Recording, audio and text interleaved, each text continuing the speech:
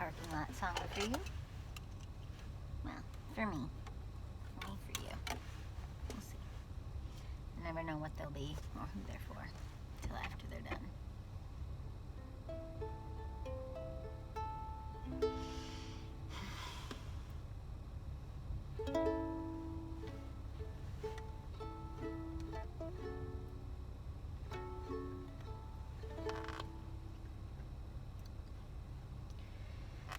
Can you see the change coming over the mountain like time goes over things like dreams float over things like having wings.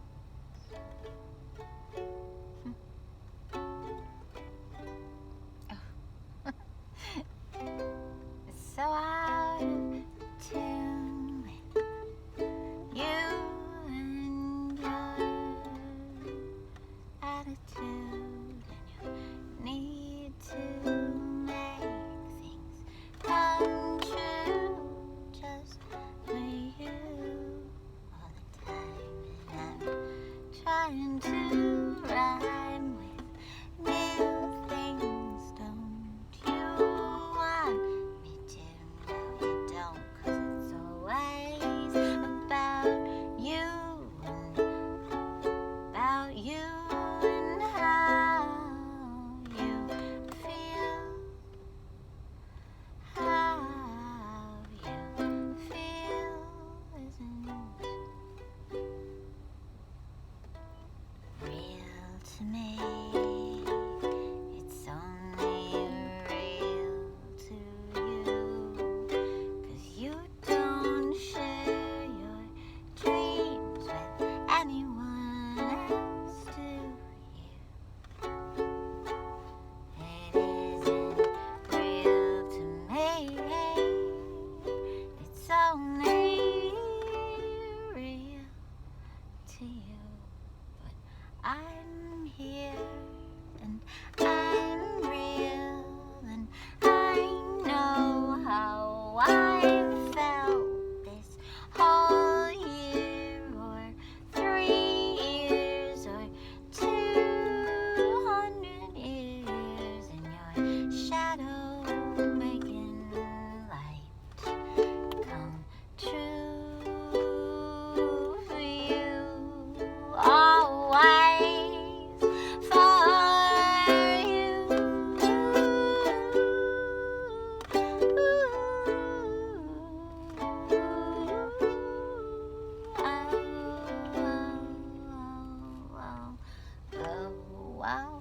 Oh, this song is out of tune.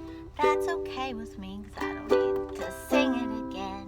I don't need to get back on that merry-go-round or that Ferris wheel to nowhere, not even to clouds, not even to clouds. At least clouds are going somewhere. It may not be loud, but hey, that's okay. I'll go somewhere with someone new, someone more like me, but a little like you too. Oh, I've changed myself for you enough. All these years, all this stuff. I've changed myself for you enough. Enough.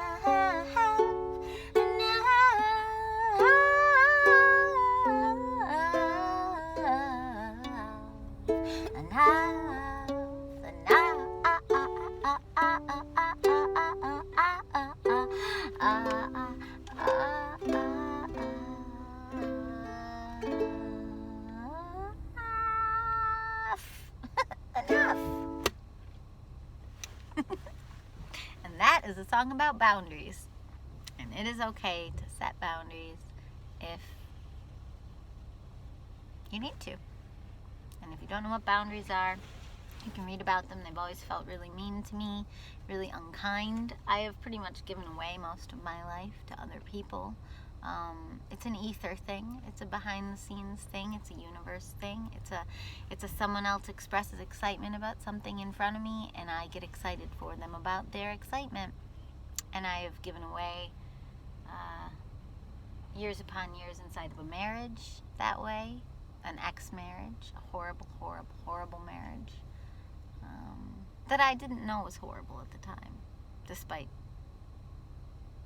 such poor behavior that I needed to spend 3 to 5 days a week in 12-step meetings to manage how I felt around this person rather than just get away from the person. All out of love, but I confused love with pity. I felt bad for them because they didn't want me to leave, but I wanted to leave. It's just that over the years I lost the ability to be in touch with what I wanted and what I needed. And the thing is, that's a slippery slope into a black hole, because the more you lose touch with who you are and what you want for you, you don't have to explain it. You don't even have to understand it. No is a complete sentence, as they say in Al-Anon. And it never feels like it is. But you don't have to have a reason for why something feels wrong to you or wrong for you. You don't.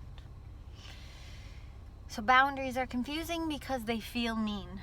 And the people who most need to learn them are usually very nice people. And a lot of nice people instead do this sort of self-protective, self-preserving solution of becoming introverts.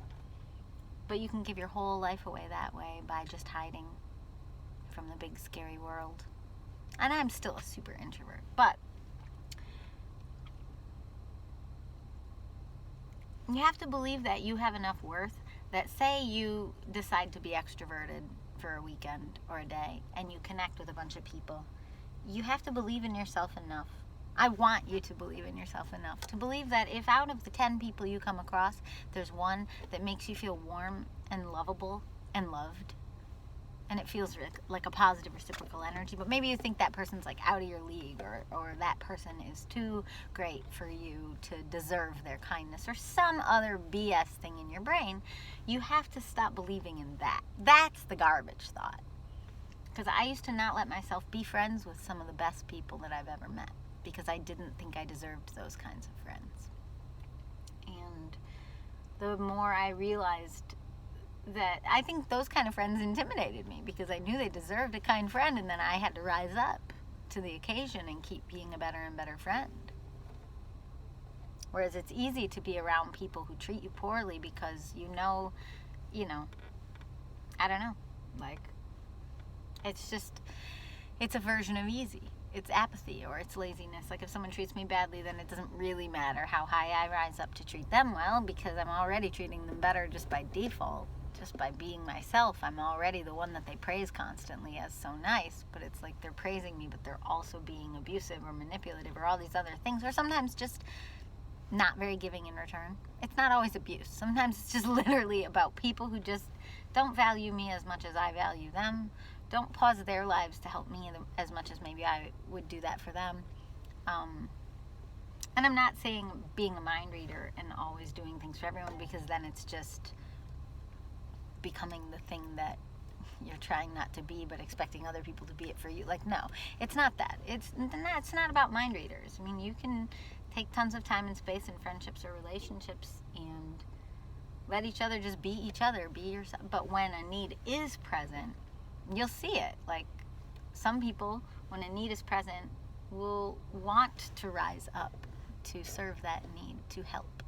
And when you get two people who are both interested, and that's in a friendship or a relationship, two people who are both interested in the other one having a good life or day experience. I mean, a day after day after day after day makes a life. That's a life. So if you meet somebody who, you can feel, it's not like they're going to be perfect. They're not even going to be close. But can you feel this sense like it matters to them, that you're having a good experience, that you're feeling loved, that you're feeling heard, that you're feeling listened to, that you're feeling like your needs matter? Like, can you feel that feeling like somebody, even just through apology, Like, I've found even some people who aren't very grateful for things that I might do for them, at least, or who kind of fall off the map, at least when they do come back on the map, they apologize. They're like, I'm sorry, I've just been really overwhelmed. And, like, it's not that I want someone to become paranoid about not apologizing. I don't want other people to feel as paranoid as I've always been, thinking they need to be perfect or apologize or... Sorry, the fear in my eyes was a man in a mask looking at me in my van, but also I'm in a running car talking to myself, so that's why. And we're all wearing masks nowadays. Oh, here, I'll show you my new sweatshirt. I just got this from one of my students. They gave me $2. Anyway, special present. I love it. At first I was like, you know, do I really want to remember this time where we all had masks? But, I mean, it's more just like a backup mask. If you forget your mask, you've got one built in. It's like a turtleneck, but it's really firm. I mean, it really, really clings. So, pretty cool. But I'm going to put on my real masks now and go in the store. I guess I could write one more song. Okay, well then I shouldn't put that on. I would like to tune my ukulele, but I don't think I have my tuner that works with me with the batteries. So we shall do keyboard. Okay, I'm feeling F major, and like it's very hard to set this up here. So, I'm gonna try balancing on it on my new rainbow cup.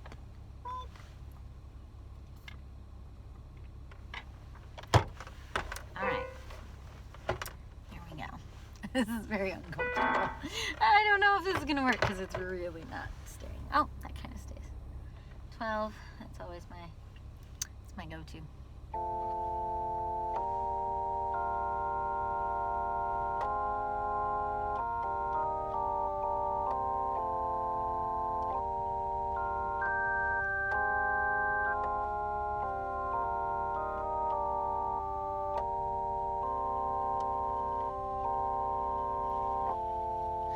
It's late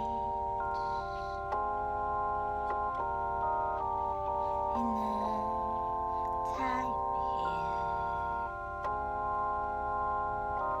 I can't wait to be somewhere new, making a new life with you,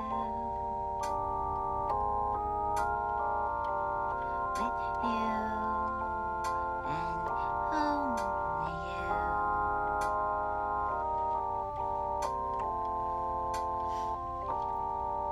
It's selfish, I know, to say things like that, but it's 2 by 2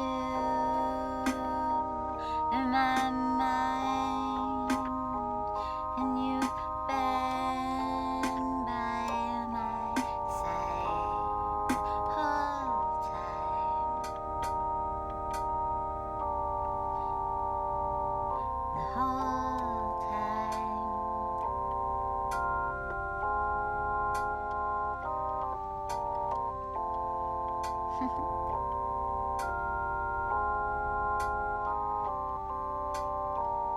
I don't want to control you,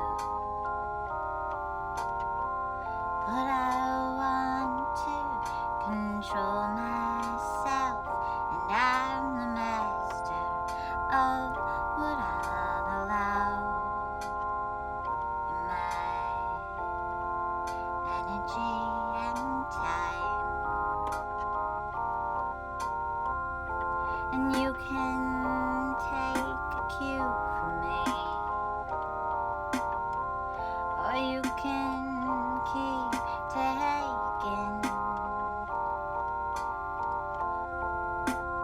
energy from places you don't belong. No, oh, 'cause you belong inside us all. Inside us all. And I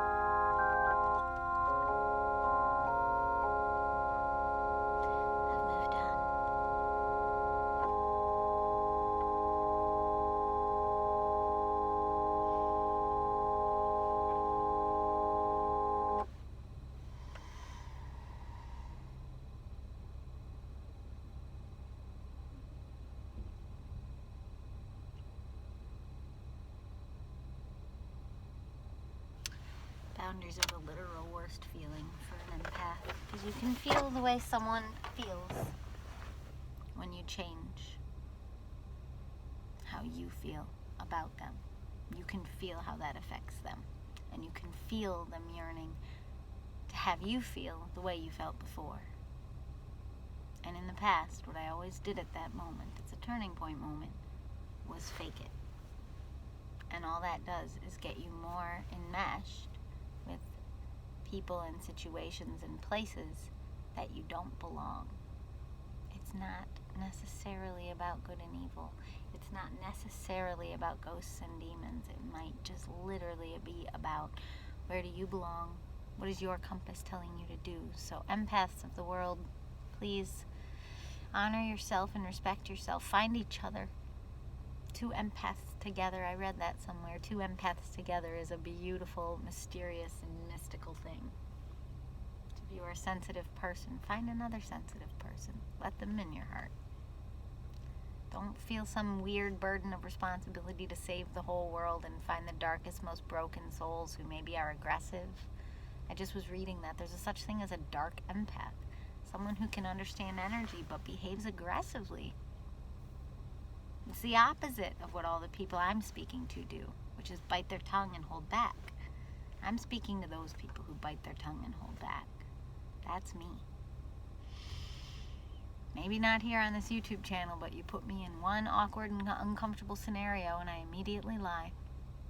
For your comfort, but that's also for my comfort. And that's what a song on an upcoming album, Trees for Clouds, the song is called Be Comfortable. And it's all about becoming yourself, not just being comfortable.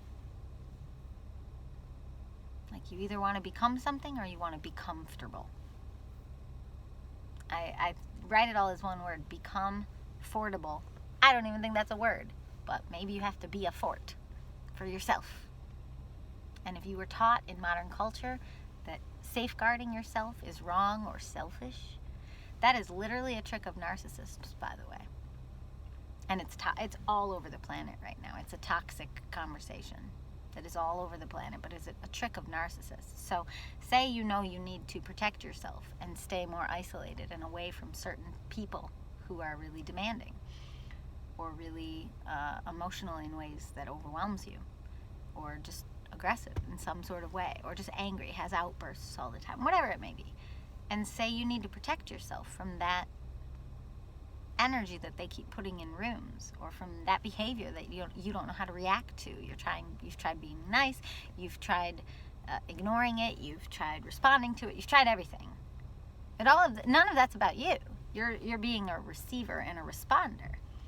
And the narcissist lie that is out there in the empath world is that it's selfishness to be self-protective or self-preserving from that type of energy. But that's not selfishness. To be self-protective or self-preserving, self-protection, self-preservation, that's not selfishness. That's wisdom. And this modern culture is trying to talk empaths out of protecting themselves from dark energy, from evil, from manipulation, from bullies, all kinds of things. And if your natural instinct feels like, I should do this, like create a little fort for myself and spend most of my time with these people that feel safe to allow into my fort, like they're not just gonna throw their arms around and break your whole fort.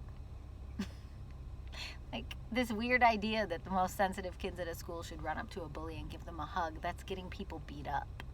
There have been studies done. It's a weird myth of modern culture that bullies would stop bullying if we just hugged them more or were nicer to them. You're telling people whose natural instinct is to get away from toxic behavior, you're telling them to ignore their own instinct and instead welcome and invite toxic behavior. You're creating a generation of people primed and ready to be in abusive relationships.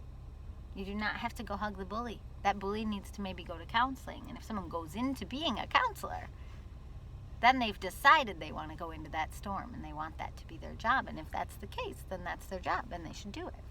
If you feel called to do that, that's like people who feel called to be a doctor or a nurse. But not everybody should grab a needle and thread and try to sew someone up when they've been shot. If you don't have any training in that department, Don't grab a needle and thread and sew up somebody who was just shot. Call somebody who actually knows what they're doing. So empaths, you sensitive people who are getting tangled up in these dysfunctional patterns, you don't actually know what you're doing. I'm speaking to myself because I ended up in a marriage that made no sense, where I had no voice and no sense of self because I was trying to give a person a chance who was repeatedly using manipulative behavior to cause me to give them more of a chance, which would have used up my whole life. And a couple weird, uncomfortable things got me out of it, but it's like I barely left that person because they were so mentally powerful in how they spoke and how guilty I felt if I didn't always do more and more and more and more and more for them, even though it was clearly a lopsided relationship. And I try not to talk too much about that, but I don't owe that person anything. I don't owe them honor. Like, I'm not saying their name. There's your honor. I'm not calling your name out and putting flyers up all over where you live. Cool. You know, maybe I should, but I'm not. I wish his exes had done that for me, but he even told me a lot of the stories and I still stayed because warnings don't save empaths. What saves an empath is a genuine belief that you have a right to a voice that is equal to a narcissist. And the thing is, if you try to speak it up to the narcissist, it causes chaos and sometimes physical abuse. Because if your voice is as strong as theirs, they'll start feeling powerless and they might resort to physical abuse. So I'm not saying speak up to a narcissist. I'm saying get away from the narcissists of the world. I don't know. And then someone could say, wow, Jess, you're really narcissistic. How many YouTube videos you have? And that may be, but this is like meant to be a sprightly fairy kind of, not fairy, I don't know. I feel called by God to do this. I'm not going to lie. I feel straight up called by God to put these words out here. It began as a reaction to Trump. I just was finally fed up with all the narcissists of the world having all the power and the quiet little empaths trying to do everything right and perfectly, having one album released every 5 years and barely speaking up, and when you do, you share some peace and love thoughts and you worry that you said it wrong. Like, come on. Like, people like us deserve to be speaking. If you are a kind-hearted soul and you feel afraid to speak perfectly, just look at all the toxic garbage falling out of the mouths of people who don't feel afraid to speak perfectly, and let that be your courage. That's what became my courage in 2016 and 2017. I was like, wait, if those people feel allowed and emboldened to speak all the time, this toxic garbage all over the world, then why shouldn't the sensitive souls who really truly just want more kindness and light and generosity and love in the world? And I don't mean generosity and love towards narcissists. I mean generosity and love towards people who will be part of a reciprocal growing of generosity and love. And it's not just in the Christian church, and it's not just spiritual people, and it's the whole world. But just not narcissists, because they will take that beautiful energy emanating from you and they will manipulate it and spin the whole thing into a world that revolves around them. Like, I'm not demanding someone to revolve around me. And we all have blind spots, and I will say the areas of blind spots that have been brought to light in me from narcissists are that I have done it to people I love. I have been so overwhelmed by the traumas of other narcissists that I've taken some of the kindest people in my life and let them be a garbage can dumping ground for me to work out my challenges with these narcissists, in which case I'm putting these kind people in a toxic situation of having to listen to me work out. Like, it may be one step removed. It may not be about my garbage. It may be about my garbage of not knowing how to handle this other person. But I'm still imitating that same behavior of taking the kindness of somebody and then letting it be about me too much.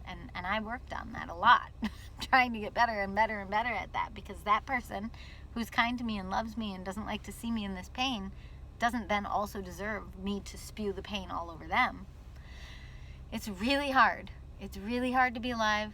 It's really hard to be yourself. It's really hard to be a sensitive soul. It's very hard. People are going to try to take advantage of you. That is what your life most likely will be if you are sensitive. And so self-protection and self-preservation. Boom. I've never had that thought before, but that's what my peace sign means. Self-protection, self-preservation. Empaths unite. Okay? Peace, but not kindness to abusers. That's like kindness to Nazis. It just doesn't make sense. Empaths or neutral people unite. How's that? Just, you know darkness. You know what it looks like. And you want to believe, oh, but they could change, but this. They could. But not from you coddling them. Not from you losing your entire life for them. They could change. But not by getting what they want while being demanding and terrible to you. That's not how people change. It's not how people change. All right, I have to go grocery shopping. I'm sitting in a grocery store parking lot. All right, have a lovely day. Bye.